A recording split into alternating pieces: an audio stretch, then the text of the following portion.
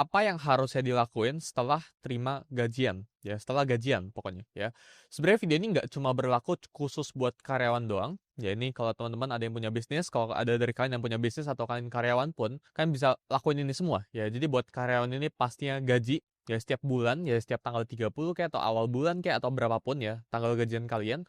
Sedangkan buat yang business owner, ya ini mungkin per quarter, ya mereka itu terima itu dividen, jadi per quarter atau enggak per tahun gitu ya. Tapi ini kedua ini punya nasihat yang beda-beda ya. Cuma mostly ya semua yang gua akan bagikan di video ini bakalan practical, ini bakalan bisa dieksekusi. Ya ini advice yang teman-teman ini bisa langsung kerjain abis setelah nonton video ini.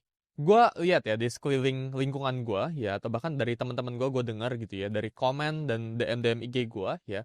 Baik banget orang-orang sekarang ya itu yang hidup dari gaji ke gaji. Jadi mereka tuh kalau 1 bulan kena PHK aja atau tiba-tiba mereka bulan depan gak dapat pekerjaan lagi, mereka itu udah tamat hidup ya, tanda kutip gitu. Mereka udah nggak ada uang lagi karena uang mereka itu cuma pas-pasan setiap bulannya. Ya, jadi misal mereka itu dapat gaji 10 juta gitu contohnya. 10 juta ini langsung dihabisin di bulan itu juga, entah kenapa mereka spendingnya kayak gimana pun itu, mereka pengeluarannya kayak gimana pun itu. Terus ya, habis lagi baru dapat gajian. Dapat 10 juta lagi gajian, dapat 10 juta lagi gajian. Jadi mereka tuh nggak bisa yang namanya itu menghemat uang ya karena mereka itu spendingnya ya atau pipanya ya kita ngomongnya udah bocor sekali. Ibarat kata ya ada kayak pipa gitu besar gitu ya dan pipa ini dimasukin air.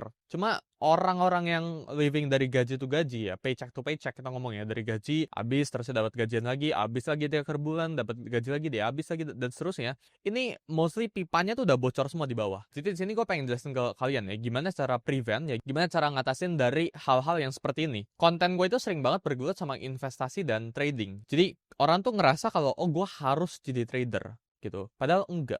Tapi kalau investor, semua orang ya mau lu karyawan atau lu bisnismen ya, itu harus mulai investasi. Nggak harus investasi saham, nggak harus investasi kripto, nggak harus ada spesifik aset yang kalian harus taruh. Cuma yang pasti, kalian harus masuk ke financial market ujung-ujungnya. Karena seperti yang teman-teman tahu, ya ada yang namanya itu inflasi. Ya, jadi kalau kita ngomong teman-teman itu punya tingkat inflasi yang masing-masing itu 10%, ya misal inflasi per tahun itu contoh 10%, ya.